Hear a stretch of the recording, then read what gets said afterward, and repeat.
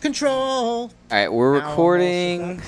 Welcome back to Gotcha Covered Sports, your one-stop shop for gambling, fantasy, and sports talk. Starring Danny B. and Matt McCarthy, featuring Chris Ventra. Hey, everybody. Hey, Dan. Hey, Chris. Hey, how's it going? I'm doing good, guys. How about you, man? I'm good. We're good. Dan, first order of business is going to be you, my friend. Me? Yes. Why me?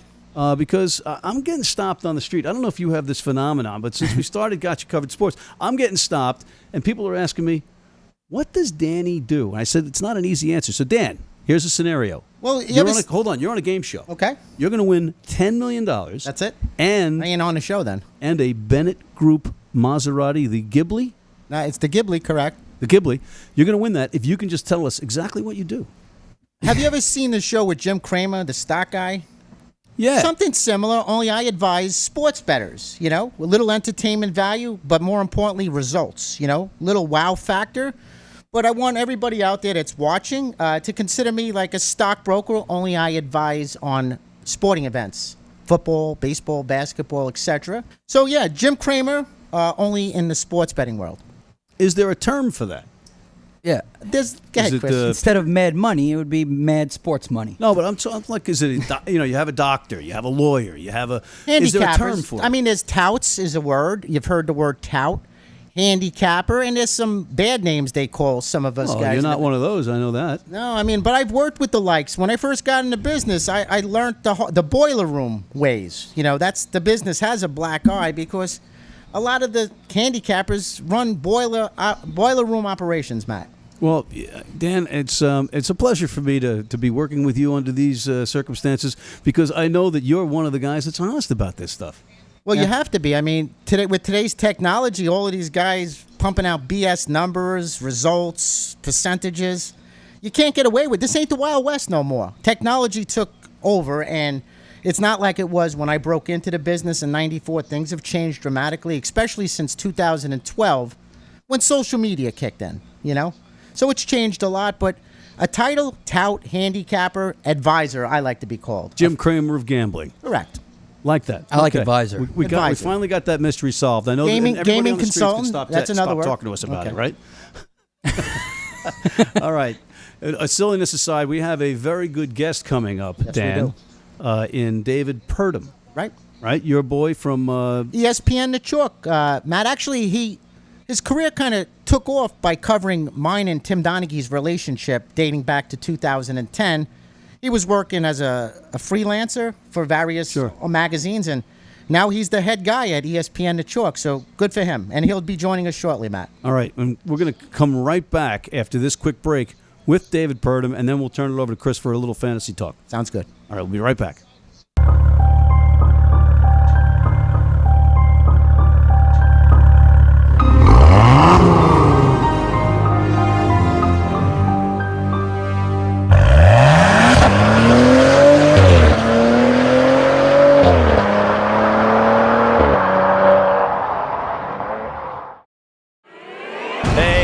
Fans, rugby is everywhere. The giant is awakening, and Rugby Wrap-Up is there with the alarm clock. Rugby Wrap-Up, global rugby coverage, sometimes with a wake. Weekly studio shows, daily website content, breaking news, evolving stories, the biggest names in the game on camera, all over social media. Pundits from all corners of the planet, local, global, professional, amateur, female, and male. Find it all on rugbywrapup.com. And we're back. And, Dan, we are back with your man, David Purdum from ESPN's The Chalk. David, can you hear us? Yep. We know you got only a little bit of time, so let's get right to it. Dan? Well, David, first of all, I want to congratulate you on all the success you're having over the years, and now you're with ESPN The Chalk. Let's get down to the meat and potatoes. Sports betting, it's legal now. We've been covering this. You've been covering it especially. Now, New Jersey's looking for $700 million from the leagues. What's the stance by the leagues, from the state, and what do you think the end result will be, David? Yeah, absolutely. The Supreme Court ruled last week, or Monday, May 14th was the date it did. Basically just opened up a path for states to legalize sports betting. So every state that wants to do it needs to pass some legislation, and that's where New Jersey is at right now. They're going to try to get a bill through on June 7th. Hopefully the governor will sign it quickly, and they should be up and running sometime in mid-June. You're going to see Delaware up quickly as well with a full-blown sports book. You guys know that they've offered some sort of parlay wagering on NFL games for quite a while, but they're going to be full-blown Las Vegas-style sports book early June as well. That suit you're talking about, we'll see how that plays out. New Jersey made the leagues post a bond throughout this, in the middle of this case, basically saying, if you're taking a lot of money away from us, so we want you to put some money up because of this, and they're going to go back after it. There's been some other talk about them going after even more money from the leagues. Like you mentioned, the $700 million. I think that's probably a lofty goal for them to get from it, but we'll see how that has to all play out. They have not filed the complaint, as far as I know, yet. They're working on it, so it's going to come out here pretty soon. Will they have a leg to stand on, David, if they do pursue the lawsuit? I'm not an attorney. I've talked to some attorneys about it. There's some questionable. Basically, the bond is, most people think it's a slam dunk. They're going to get $3.4 million out of it at a minimum. These other suit for damages and unclean hands. They're saying that while the leagues were fighting us, stopping us from offering sports betting, they were getting involved in daily fantasy sports and all that other stuff. So a lot of legal mumbo jumbo is going to go on here. We'll see how far that goes. They are going to get that bond back, I'm pretty sure, though. So, David, the New Jersey State Senator Sweeney is the one that was leading the charge, and he also wants all the states to say or to denounce the integrity fee. You think that's realistic? Yeah, absolutely. That's basically what you're saying there. The integrity fee, the leagues believe that they should get a percentage of the amount wagered on their games. They're anywhere from 0.25% to 1% of the amount wagered on their games. That league's been going state by state. This is the NBA and Major League Baseball.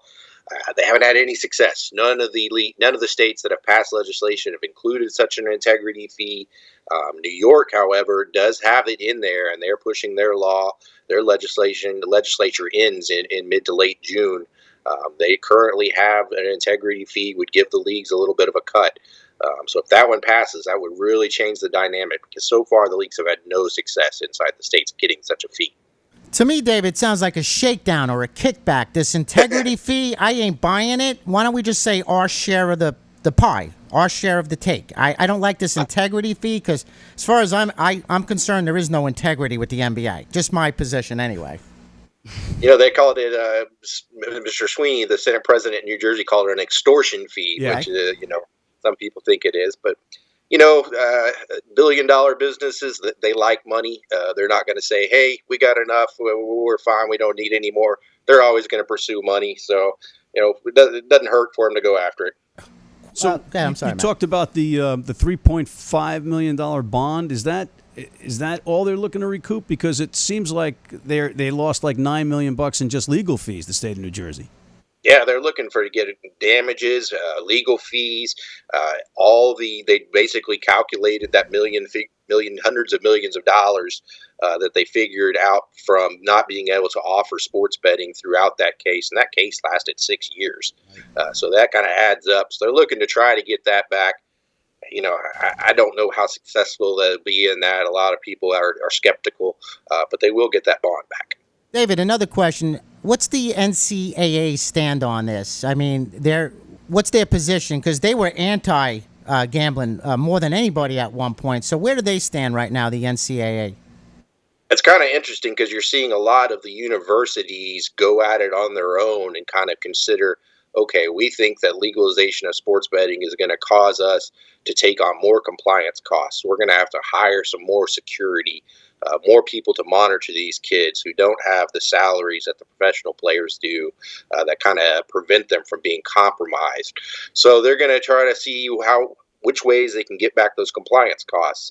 And they've been in talks with the Major League Baseball about these integrity fees and seeing if that's the right route. to go to get this money back. UConn, Missouri, Rutgers, West Virginia, Marshall are among the universities that have had discussions about them getting basically a cut of the action. So it sounds crazy for as long as the NCAA has been so adamantly opposed to this, but the association, the NCAA itself hasn't made much comment, hasn't said much since the ruling came out. It's these other schools that are kind of going at it on their own. Now, after the statement, our tests or World Meta Peace, should they be concerned? I mean, what he said was he was offered $35,000 multi-times and turned down when he was at St. John's. So should they be concerned, looking back at the Boston College scandal, Tulane, Manhattan, Teddy DePay, should this be a legitimate concern from the NCAA, David? Well, starting with our test, $35,000 bribe. How much are you getting down on a St. John's basketball game back in those days? Maybe you can get 10 grand down on the book. Maybe you get a little more. Seems a little bit dubious to me. But overall, yes, these guys should be concerned because, again, these athletes don't get paid. They don't have money. If you'll remember in Toledo, I believe it was 2006, a Toledo football player admitted that he fumbled the football in the GMAC Bowl on purpose because that was part of a gambling plot. He got paid $500. That's all it took. So these kids, $500 can take his girlfriend out for a really nice dinner and so forth, and they don't have it. What's the statement they came out with recently about temporarily allowing championships in states that allow gambling? Is that going to be the precursor for, okay, we're just going to leave that tag and make it to all states? Yeah, I think so. Eventually, there's going to be so many states that have legalized sports betting that, if they kept that prohibition on that, they wouldn't be have NCAA championship games in wherever. You're going to see NCAA tournament games probably in Las Vegas pretty soon. They say temporary, but I think that's a permanent. Chris? Quick question. It's a little off topic here, but it's about FanDuel recently being acquired by Paddy Power Betfair from Europe, big European company. Do you think this helps a company like FanDuel, the legalization of sports betting? Does this help them, or are they just going to be just another player and not be as powerful as some of these other these betting companies? I think their value is their database of players. They have millions of players that have been playing daily fantasy and putting money down on sports for a long time. I think that is why Betfair Paddy Power got involved there, just because of their player base. If they can convert those daily fantasy players over to their sports book, and the sports book makes more money than the daily fantasy side of things. So I think that's their value in that. I do think Paddy Power and Betfair are going to be big players in this. Betfair has a horse exchange already in New Jersey right now. If they can open up their sports betting exchange over there, like they have one in the UK, it's very popular over there. I think that's a big thing that's going to happen. I think Betfair, Paddy Power, and with FanDuel underneath them, I think they're going to be big players. David, a different topic, hockey in Las Vegas with the Knights advancing to the Cup. How does this? What's the buzz out in Vegas? I know you're tight with Chris Andrews at the South Point Casino. So what's the buzz out in Vegas with the NHL team hitting the Cup the first year in Vegas? Yeah, I mean, Vegas is completely excited. They had the shooting tragedy there on October 1st, right when this team was getting ready to start playing. The city and the team have embraced each other. Practices, people are coming out to watch them practice all the time. It's been a good field goal story, except for the sports books, who had them at 500 to 1 at some spots before the season. There was 13 tickets at 500 to 1. Biggest one was $60. So the sports books are going to get dinged pretty bad here. They haven't had a losing month in Nevada statewide, the sports books, since July of 2013. So we're looking at about 5 years coming on there. I'm starting to think if the Knights win, we may see the first losing month in 5 years for Las Vegas sportsbooks. Wow. If they win, couldn't this be bad ultimately for the NHL? Because Vegas fans are going to expect, hey, Stanley Cup every year, right? I mean, it's just like 3 years from now if they're not winning. And wait till the Raiders get there, too. Wait till the Raiders join forces, and they both win together. The Raiders win the Super Bowl. They win another. I think the Knights are going to win this Cup. And they're destined. I don't dispute that. I'm just saying they're destined. if you're a Vegas Knights fan who's basically a transient person living in Las Vegas, are you going to think that this is hockey? I mean, are you going to come to expect Stanley Cup runs every year? And, Well, what they've done is amazing, and like David said, the sports books are about ready to take their first hit in over 5 years, or roughly 5 years. And I'm sure they can absorb one hit or two, David, along the way, since they've done pretty well over the last 30, 40 years in business out there. Yeah, I think they'll probably be open for business the next day, but be in time for football season for sure. And again, with the Raiders joining the Knights in Vegas, the buzz in Vegas must be insane. I mean, how does Chris Andrews and Jimmy Vaccaro at the South Point, how do they feel about these teams in Vegas? Oh, they're thrilled. They're very excited. It kind of makes them feel like their city got legitimacy in a way they always kind of craved and thought people were kind of looking down at Las Vegas because of sports betting and, they were just a gambling town and so forth. Now with the Raiders and the Knights, they got a WNBA team there, the Aces. It's not going to be long for an NBA team or a baseball team comes to Vegas as well. So they are thrilled. That city is really, really excited. Like I said, they've really embraced the Knights, and it's really a feel-good story after that tragedy they had to endure in October. So I feel really good for them. Yeah, and as an avid Mets fan, I could argue that they already have the Major League franchise for the New York Mets, the Area 51s, because Area 51s. You could maybe just take that team, put them in Flushing, and they'd have a better success rate than what's going on in Flushing right now. Unfortunately, you're right, Matty. Do you think they could hold an NBA team, an NHL team, an NFL team, and an MLB team? Yes, I think so. They got the infrastructure there. That stadium the Raiders are going to build is going to be tremendous. I don't know if you guys saw that last week. There's going to be this new arena type thing that looks like a big giant ball, basically a globe. It's going to have video screens all around it. So Las Vegas is going to be a technological, icon out there in the desert. And whatever they can support, I think they can do everything right now. David, on another side note, I noticed in the background you're a big Simon and Garfunkel fan. What's that all about? I'm a fan myself. The Sound of Silence, yeah. David. That's right. This little thing I got there, you can switch out the old albums. So I go to thrift stores and stuff, and sometimes I pick out bands that I like. Sometimes I pick out just album covers that I thought were cool. But I am a Simon and Garfunkel fan. Love Paul Simon. That is part of who I like. Got Johnny Cash there on the other side. No doubt. I mean, and they will the Knights are going to silence Vegas for the first time in 5 years or so. So we'll see what happens. But yeah, I anticipate football doing. Now, will they set up kiosks at the arenas where you can bet right there in the arena, David, or is that taboo? They haven't so far. They haven't had kiosks in there, but really, you don't really need kiosks. You got your phone. Every Las Vegas Sportsback has a mobile app.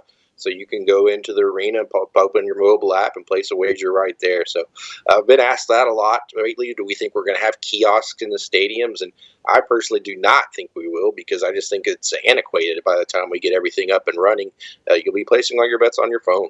Well, you can't unless you're a resident of the state of Nevada, though. That's the difference. You have to. You're not a resident. You just have to be inside the state. Okay. I can go to Nevada and place a bet on a film as long as you're inside the state. So if I'm in California, I can't bet online through Nevada, though. You can't do that.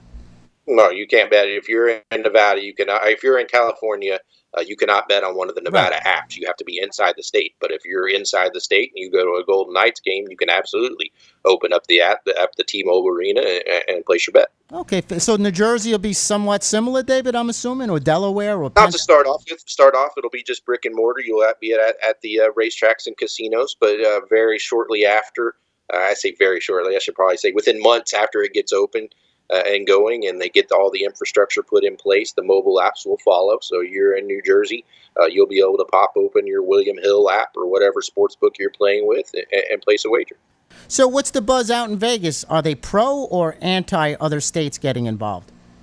It's a mixed reaction. The big casinos, your MGM, your Caesars, Those people that have properties in other jurisdictions, including New Jersey, they're pro this. They think it expands everything and just grows the pool of bettors. Some of the smaller, you mentioned Chris Andrews over at South Point. They don't have any properties outside of Nevada. The Station Casinos doesn't have any properties outside of Nevada. So they are a little concerned. Hey, will people quit coming to Las Vegas for the Super Bowl if they can bet in Atlantic City, for example? The beginning, all the sports books were on board. They kind of thought, New Jersey was the underdog and they could stick it to the leagues a little bit, and they were for it. But as it got closer and closer and became more and more realistic, there were some guys that are a little bit nervous. So I don't think anybody knows what exactly is going to happen in Las Vegas. We've seen casino gambling expanded across the United States, and it hasn't taken away from from Las Vegas. But sports betting, for some reason, feels a little different. So I don't think anybody knows at this time, but it'll be something to watch for sure. Sports betting in Vegas it's not what people think. Most of the action's been going offshore, Caribbean, underground. Is that fair enough to say, David? Yeah, absolutely. 2% of the total Nevada gaming win is attributed to sports betting. So of all the money they win, only 2% comes of it from sports betting. And that's because the hold percentage is a lot less. On a straight bet, it's almost a 50-50 proposition. So the whole percentage, they hold about 5% of the amount bet annually. And that is a very small margin to work with. So these other states that are going to think that this is a gold mine are fooling themselves. They need to come at it with a realistic expectation. You mentioned all this money being wagered offshore. If we bring that money, a little bit of it at least, into the legal market and tax it, there will be a little bit of revenue. But it's more about consumer protections, in my opinion. Consumer protections for guys that maybe have problems controlling their gambling. Mm-hmm. It'll be a lot easier to get them in front of a gambling hotline in the legal market than it is over in the offshore world. Hey, David, we're running out of time, but I noticed on your Twitter handle, @DavidPurdum, that you say, I write about gambling for ESPN Chalk, but I'm not good at gambling. You got Danny B right next to you here, man. I was going to say this. Right here. Well, he has access to the best minds. David knows just about everybody in the business. And It's right here. David and I go back quite a while. I think 2010, David, we met each other, or you contacted me with Donaghy, and I'm proud of what you've done, and I'm very happy for your success, David. And he's my go-to guy, him and Danny Wallach. I love watching their tweets. They've kept me and other bettors up to speed, and they do an outrageous job doing it, David. So great work over the last few years. Thanks, Danny B. I appreciate it, guys. Thanks for having me on. It's been a wild ride. I've been following this thing to legalization. And, my Twitter handle, my Twitter bio says it all. You don't want my picks, for sure. No, but you're blowing up on Twitter with almost 50,000 followers, so you're doing something right. Keep up the good work, and thanks for joining us, David. You got it. Thank you, guys. All right, we got to take a quick break, and we'll be right back with Chris, who's going to be under the gun with his fantasy talk after this. Been blind since I was 4, and I've never seen a beer commercial or a beer label. None of that stuff influences me. I drink beer because of the taste. And my beer's Pabst Blue Ribbon. It has the taste and the flavor. What do you think's on the label? I think there's a naked woman riding on a unicorn, jumping over fire.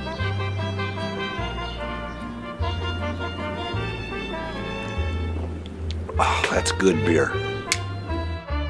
If you're in New York City and want to watch some great rugby, have some great food, and some great times, go to the world's best rugby pub, the Pig and Whistle on West 36th Street.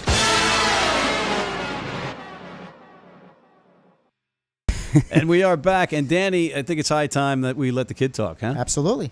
But before we do get into a little fantasy, I want to play off what David said. He was talking about the transactions and how, for certain bettors, it might be more secure being in the United States with legal issues and all that, but also transaction speeds. Because I know in the past I've had real big problems with, getting my money right on time. It takes a long time. Sometimes you don't get the right amount. I know cryptocurrency has helped that a little bit. Bitcoin, crypto, Ethereum, I'm not familiar. I hear the terms. I'm old school. Yeah. And it has been difficult since they passed the Unlawful Internet Act law of 2006. started hampering the credit cards, the banks from processing transactions. So it has been an act of Congress to get paid. Mm-hmm. There are a couple of books that still pay quickly or weekly with 2 E's instead of a EAKLY, weekly. Yeah. But when I was in the business years ago, we paid the same day. Western Union, MoneyGram, back on your credit card. Right. So, it's going to be easier to get paid, but now you have to pay taxes on it. Right. That's the difference. But you only pay taxes if you win, and there lies the problem. Right. You have to win a certain amount of money as well, right? Well, you have to win, period. Most gamblers don't win, so they don't have to worry about that issue. That's the bottom line. I tell everybody, they're saying, well, am I going to have to pay? Listen, if you have to pay taxes, that means you're doing something right. Right. So that's a good problem. We'll worry about that. But also what people got to remember, if you win 10 grand on sporting events and you lost 5 grand at the racetrack or on bingo or on lottery tickets, you compile all your losses, you calculate it from your earnings, and that's what you netted. So if you win 10 grand on sports, but you lost $9,900 playing the ponies, there's no taxes to be paid. Right. We could talk about this. Yeah, This is great, but we got to get to you. Let's get some fantasy stuff out of here. All right. We're going to do some quick stuff, just some who's hot, who's not in the fantasy world, some guys you could possibly pick up for your fantasy teams and stuff, so nothing too serious or right now. But I'm looking at Juan Soto. This is a guy that's been picked up 65% in ESPN leagues very recently. He's a Washington outfielder. He's a rookie. He's 19 years old, and he hasn't hit less than 350 in the minors, and he's been in the minors for 3 years now. So he's cruised through. He's been in the minors 3 years, and he's 19, folks. Wow. 19. That's So that's not just an average 19-year-old. Right. The thing is, it's a risk. Right. But there's also a reward possibly, especially for people in keepers leagues who get to keep players into the next year, dynasty leagues, things like that. How's this kid from the Yankees, their second baseman? He's killing it right now. Gleyber Torres? Yeah. Oh, he had 5 homers in the last 5 games. I mean, he's absolutely rocking. At this point, he's like almost 90% owned, though, so it's going to be very hard to pick up a guy like that. You know what I mean? He's a rookie also as well. I mean, he was a top prospect, top 3. Question, your arena, what's the most money won by any individual at fantasy betting, whether it's football, basketball, baseball? I mean, you could easily win $1 million, especially in NFL. Right. You could win $1 million every week, pretty much. When you play on FanDuel or DraftKings. I think it's DraftKings that has the $1 million prize every week. FanDuel had like a $200,000, $300,000 prize, but it's growing every year. $1 million. Exactly, $1 million in one shot. Correct me if I'm wrong, but one of the big earners in the fantasy leagues, he was offered a job by the Houston Astros front office, but they only offered him a couple of $100,000 a year because he was so successful at it. Right. And he had to turn him down because he was making so much money betting giggling, on. right? Yeah, I mean, don't quote me on this. Maybe you're familiar with it. The guy was so brilliant and so successful that the Astros offered him a job, but for $250,000, $200K a year, he made like $3 million that year alone in the fantasy. Playing DFS, right? Yes, exactly. Yeah. And again, you're teaching me something I'm very new to, you know? Right. And fantasy has hampered my industry over the years because people were able to do something, make money legally. Legally, right. So fantasy did damper people like us because now the common guy said, you know what? It's too risky. I can do this legally. It's fun. I can control my own drafts. I can do things on my own. And I don't have to pay obnoxious fees to handicappers. Right. But now, hopefully, we could all live in a happy, symbiotic world. Sounds good. Gambling, Under the sports gotcha gambling. covered sports umbrella. Exactly. Fantasy, everything. I mean, DFS is a little bit more difficult because you got to pick individual players to do certain things on given nights and all that. That's why it's fun with football because it's only weekly. Right. But there's things coming out now, especially that sports gambling's legal. Fantasy survivor pools. Instead of picking teams every week to win the game, right? You pick players to do something every week. So this player to get 100 yards rushing this week. You know, Like a prop bet. but you could have like a tournament of it. You know, like have 100 guys in it, and they move on to the next round, just like a survivor pool.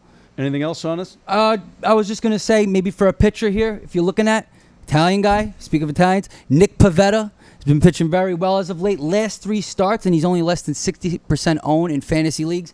His last 3 starts, he's had 25 strikeouts and 2 walks in just, I think it was 19 innings, something like that. So he's been pitching very well lately. He's not owned highly, and fellow Italian, fellow Paisan. You know what I'm saying? Kid from Bensonhurst a brings up the Paisan. history question, and I think the estimated date. When did fantasy sports originate? What year? It was in the 60s, 1960 something. I was gonna say 80s. No, it was in the 60s on a campus. I forgot. You can Google the history of fantasy betting. and it started in the 60s. It didn't get On popular. paper. I forgot how it went down, but it was done on campuses. A lot of fantasies started on campuses in the 60s. That's a lot very of fantasy. true. No, but the fantasy betting dates back almost 50 years. It does. You do a little research. I'm going to do a little history But it work didn't on become that. Yeah. popular until the 80s, 90s, and Right. now it's just huge. Yeah. Unfortunately, we are out of time, gentlemen. And Dan, also, while we're building out Gotcha Covered Sports, people can get the package and the tips at dbwins.com. Correct. dbwins.com. Very simple to remember. All part of the Danny B Sports Network. All right, and basically we're out of time, but when it comes to gambling, fantasy, and sports talk, We got you covered. You've been watching Gotcha Covered Sports, your one-stop shop for gambling and fantasy tips and sports talk.